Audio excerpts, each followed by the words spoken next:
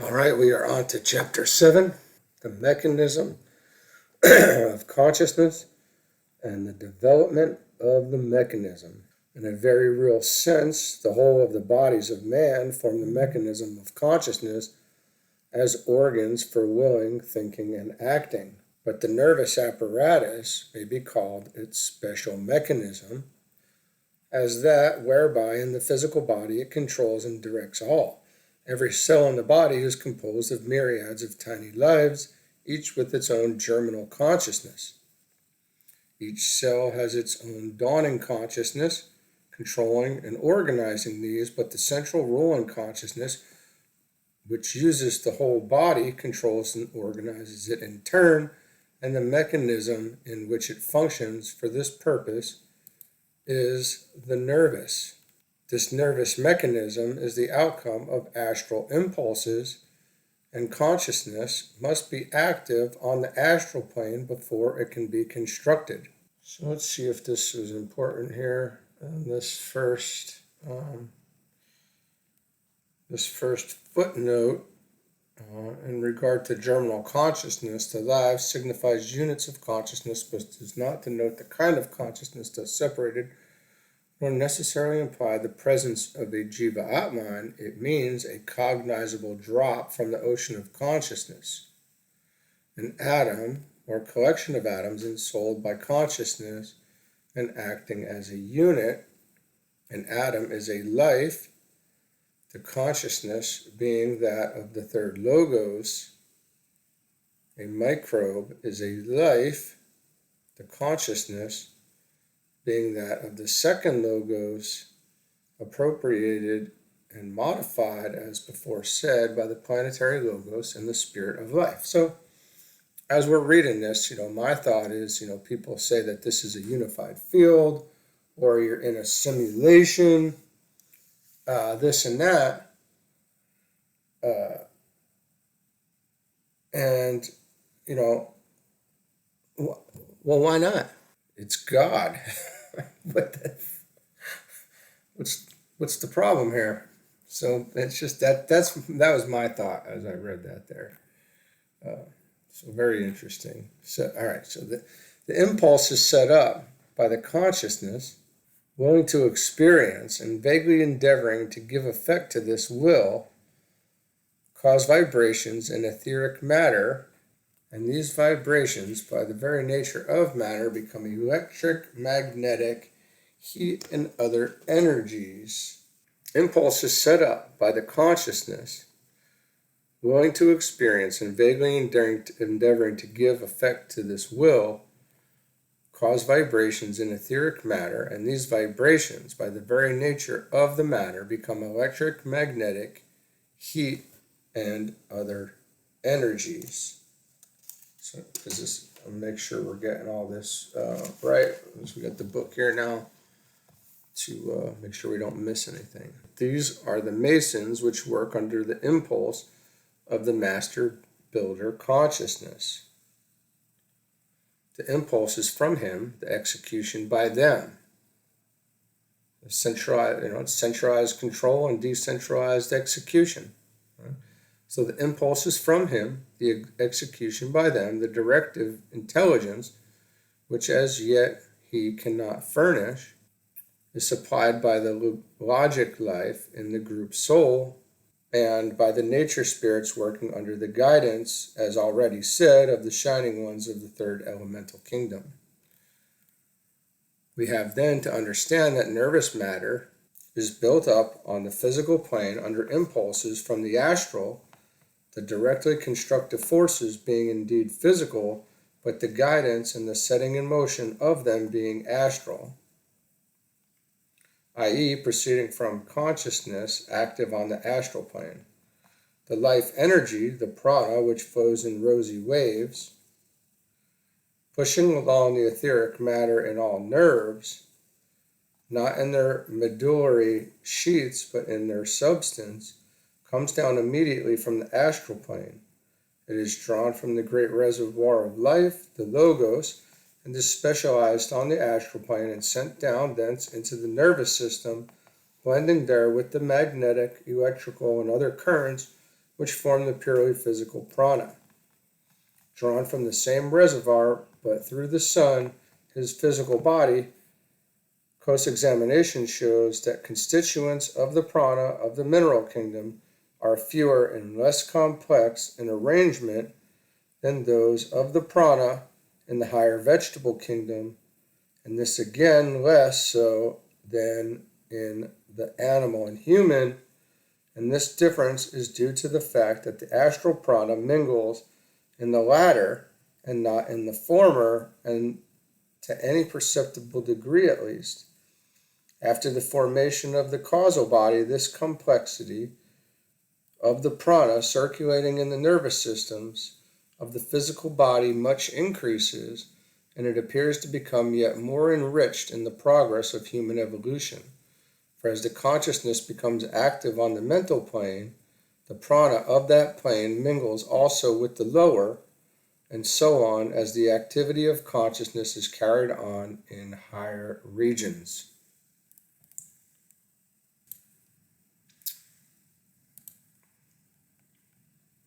We may pause a moment on the word prana that I have translated as life energy.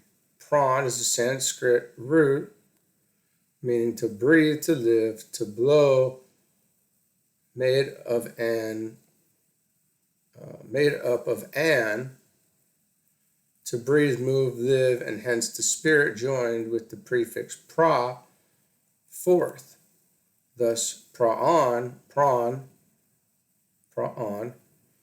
means to breathe forth, and life breath or life energy is the nearest English equivalent to the Sanskrit term. As according to Hindu thought, there is but one life, one consciousness, everywhere, the word prana has been used for the Supreme Self, the all-sustaining breath. It is the forth-giving energy of the One, for us the life of the Logos. Hence, that life on every plane must be spoken of as the prana of the plane. It becomes the life breath in every creature. On the physical plane, it is energy appearing in many forms: electricity, heat, light, magnetism, etc., transmutable into each other because fundamentally one. On other planes, we have no names whereby to designate it, but the idea is definite enough. Appropriated by a being, it is prana in the narrower sense in which it is generally used in theosophical literature, the individual's life breath. It is the vital energy, the vital force, of which all other energies, chemical, electrical, and the rest, are merely derivatives and fractional parts. And it is a little quaint for the occultist when he hears scientific men talking glibly of chemical or electrical energy and denouncing their parent vital energy as an exploded superstition.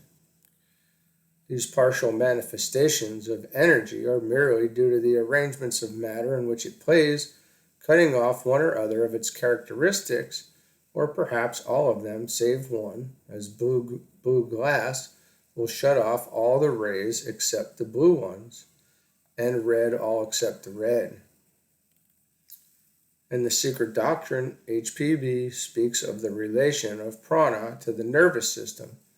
She quotes and partly endorses, partly corrects, the view of nervous ether put forward by Dr. Richardson. The sun force is the primal cause of all life on earth, and the sun is the storehouse of vital force, which is the noumenon of electricity.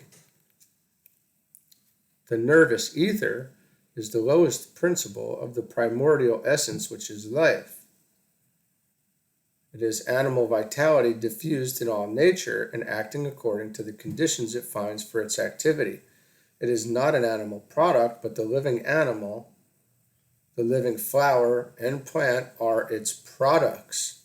On the physical plane, This prana, this life force, builds up all minerals and is the controlling agent in the chemico-physiological changes in protoplasm, which lead to differentiation and the building of the various tissues of the bodies of plants, animals, and men.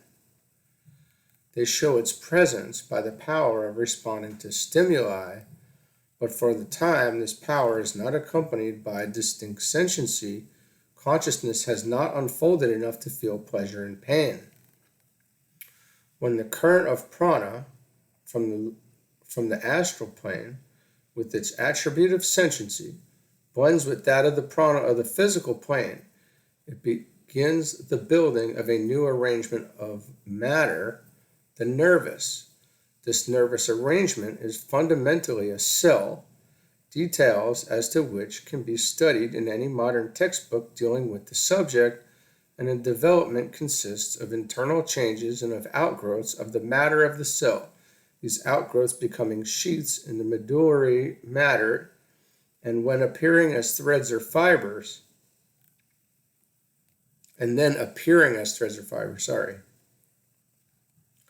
Every nervous system, however elaborate, consists of cells and their outgrowths, these outgrowths becoming more numerous and forming ever multiplying connections between the cells as consciousness demands for its expression a more and more elaborated nervous system. This fundamental simplicity at the root of such complexity of details is found even in man, the possessor of the most highly evolved nervous organization. And just like absolute evolution here, right? It's not even. It's, if there was ever a question, this is correcting that. So the many millions of neural ganglia in the brain and the body are all produced by the end of the third month of antenatal life, and their development consists in expansion and the outgrowth of their substance into fibers. This development in later life results from the activity of thought. As a man thinks strenuously and continuously, the thought vibrations causes chemical activity, and the dendrons shoot out from the cells, making connections and cross connections in every direction, literal pathways along which prana pulsates. Prana, which is now composed of factors from the physical, astral, and mental planes, and thought vibrations travel. Let's see what that says. So these dendrons, nerve processes or prolongations or outgrowths consisting of the matter of the cell enclosed in a medullary sheath. Okay. Returning from this digression into the human kingdom, let us see how the building of the nervous system by vibratory impulses from the astral begins and is carried on. We find a minute group of nerve cells and tiny processes connecting them. This is formed by the action of a center which has previously appeared in the astral body, of which something will presently be said. An aggregation of astral matter arranged to form a center for receiving and responding to impulses from outside. From that astral center, vibrations pass into the etheric body, causing little etheric whirlpools which draw into themselves particles of denser physical matter, forming at last a nerve center and groups of nerve cells. These physical centers, receiving vibrations from the outer world, send impulses back to the astral centers, increasing their vibrations. Thus the physical and the astral centers act and react on each other, and each becomes more complicated and more effective. As we pass up the animal kingdom, we find the physical nervous system constantly improving and becoming more and more dominant factor in the body, and this first formed system becomes, in the vertebrates, the sympathetic system, controlling and energizing the vital organs, the heart, the lungs, the digestive tract. Besides, it slowly develops the cerebrospinal system, closely connected in its lower workings with the sympathetic and becoming gradually more and more dominant. It also becomes, in its most important development, the normal organ for the expression of the waking consciousness. This cerebrospinal system is built up by impulses originating in the mental, not in the astral, and is only indirectly related to the astral through the sympathetic system built up from the astral. We shall see later the bearing of this on the astral sensitiveness of animals and lowly developed human beings, the disappearance of this sensitiveness with the development of intellect and its reappearance in the higher human evolution. The permanent atoms form the imperfect but only direct channels between the consciousness manifesting as the spiritual triad and the forms he is connected with. And we know these permanent atoms over here, so you have the physical, the astral, and the mental up here, and then the Buddhic up here, and also the atmic. In the case of the higher animals, these atoms are exceedingly active, and in the brief time between the physical lives, considerable changes occur in these. As evolution goes on, the increasing flow of life from group soul and through the permanent atom, as well as the increasing complexity of the physical apparatus, rapidly augment the sensitiveness of the animal.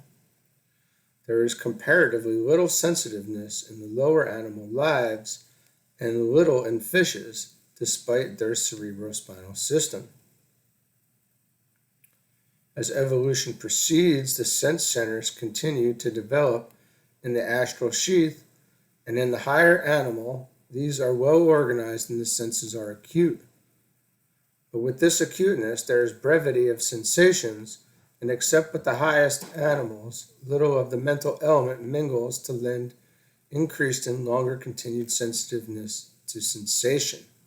All right, now we're moving into this next portion of this called the astral or desire body. The evolution of the astral body must be studied in relation to the physical, while it plays the part of a creator on the physical plane.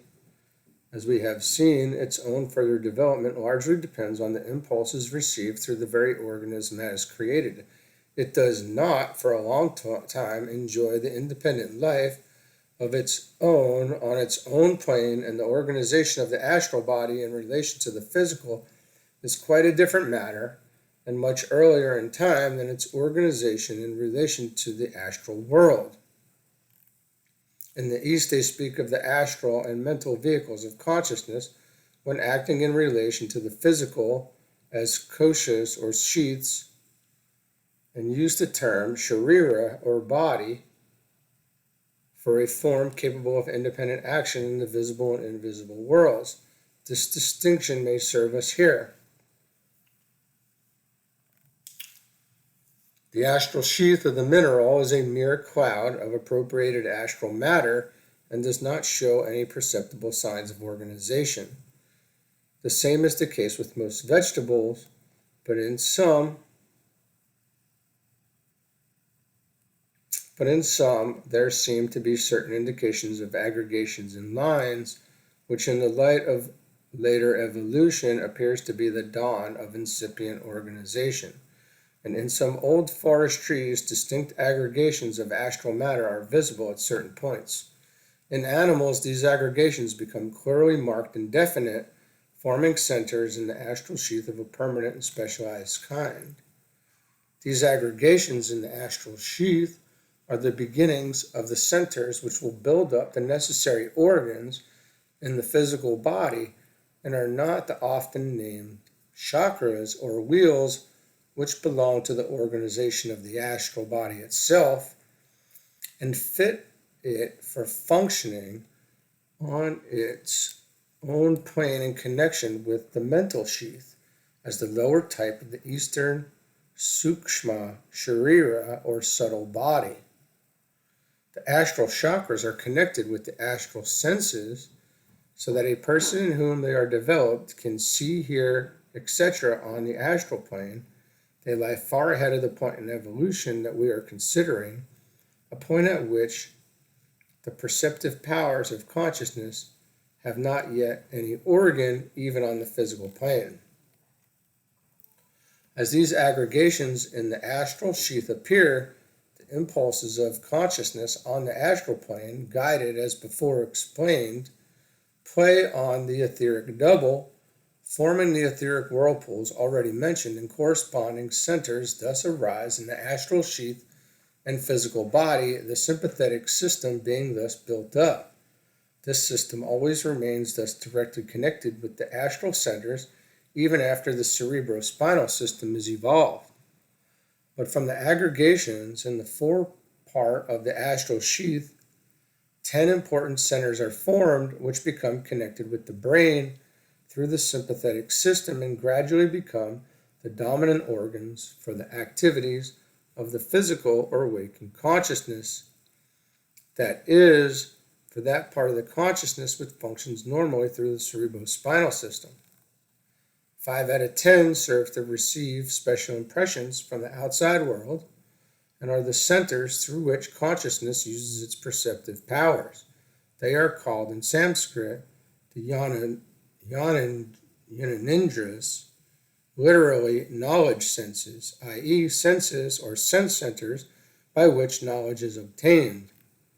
This setup, in the way before explained, 5 distinct etheric whirlpools, and thus construct 5 centers in the physical brain. These, in turn, severally shape and remain connected with their appropriate sense organs. Thus arrive the 5 sense organs, the eyes, ears, tongue, nose, and skin, specialized to receive impressions from the outer world, corresponding to the 5 perceptive powers of seeing, hearing, tasting, smelling, and feeling. And these are also associated with our chart and the dense, liquid, gaseous, and ethers on the astral plane and the physical plane. And all the planes have associated powers, I guess you could say, or I don't say powers, but senses, some being very high. These are specialized in ways in the lower worlds by which part of the perceptive ability of consciousness, its power of receiving external contacts, is exercised. They belong to the lower worlds and to the grosser forms of matter which shut consciousness in and prevent it, thus enwrapped, from knowing other lives. They are openings in the dense veil of matter, permitting vibrations to enter in and reach the shrouded consciousness. The remaining 5 of these 10 astral centers serve to convey vibrations from consciousness to the outer world. They are the avenues outwards, as the knowledge senses are the avenues inwards. They are named karmanindras, literally action senses or sense centers which cause action. These develop, like the others, forming etheric whirlpools which make the motor centers in the physical brain. These again severally shape and remain connected with their appropriate motor organs, hands, feet, larynx, and organs of generation and excretion. We have now an organized astral sheath, and the continual action and reaction between this and the physical body improve both, and these together act on the consciousness, and it reacts on them, both again gaining by this mutual interaction. As we have already seen, these blind impulses of consciousness are guided in their play upon matter by the logic life in the group soul and by the nature spirits, are guided in their play upon matter by the logic life in the group soul and by the nature spirits. Always it is life, consciousness, seeking to realize itself in matter, and matter responding in virtue of its own inherent qualities, vitalized by the action of the third logos. So we're really spiritualizing the lower three worlds. Very interesting here. All right, now we're moving on to the correspondence in root races. A similar succession in the present, the fourth round, marks the evolution of the kingdoms of nature, the main characteristics of the previous rounds being, as it were, repeated in the root races, just as the history of evolution wrought out during long ages is repeated during the embryonic life of each new body. And you can see, if you really look, now this is an important thing here, if you really look at the embryonic life of each new human, you can see the stages that it goes through is really all of life. It's going through every aspect of life. It's becoming everything. It's incorporating all of it into each human. Very interesting. So during the existence of the first two human races, there were conditions of temperature which would render sensibility destructive of any life manifestation, and those races show no sensibility to pleasure and pain on the physical plane. The third race, there is sensibility to violent impacts causing coarse pleasures and pains, but only some of the senses are evolved, those of hearing, touch, and sight, and these but to a low stage, as well as we shall presently see. Now, I just want to note something that is interesting as I'm sitting here. You know, you've heard stories of the samurais who were able to be sliced up and continue fighting, and we call it savage. You know, people are being savage, and you have to, be like that. Now, that is involutionary, so we should recognize that that is actually not appropriate. That's going in the other direction. And, these levels of pain that we're talking about, not being able to feel, it's quite the opposite, as to where the more evolved you are, the more sensitive the apparatus will be. So now in the first two races, there are visible and beginnings of aggregations in the astral matter of the sheaths, and if these could connect themselves with appropriate physical matter, there would be in the physical consciousness sensations of pleasure and pain, but the appropriate connections are lacking. The first race shows a feeble sense of hearing, the second a vague response to impacts, the dawning sense of touch.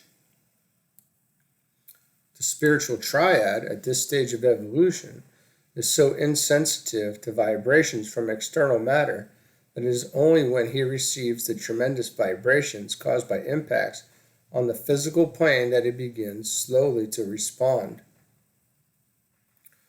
Everything begins for him on the physical plane. He does not respond directly, but indirectly through the mediation of the logic life, and only as the primary physical apparatus is built up to the subtler impulses come through with sufficient force to cause pleasure and pain. The violent vibrations of the physical plane cause corresponding vibration on the astral, and he becomes dimly conscious of sensation. All right, well, that was chapter 7. There's a lot to think about there.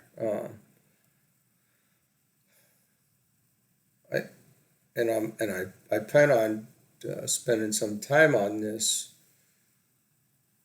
because as I was reading it, you're thinking about what you're looking at all the time and how it's being created, or how it was created and how it's being held together from moment to moment.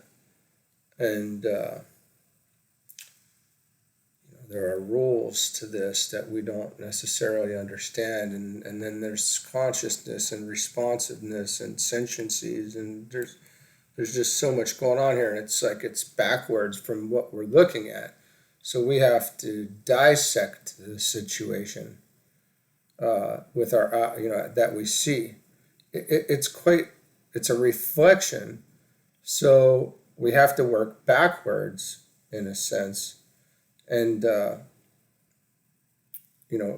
and deduce the processes with some level of scientific knowledge that we're being given here, uh, spiritual, metaphysical knowledge. So yeah, this is a very deep thing. But all right, everybody have a great day. It's Father's Day, so happy Father's Day to all the dads. Happy Father's Day to the whole, to the all. All right, so interesting stuff. All right, have a good one. See you later.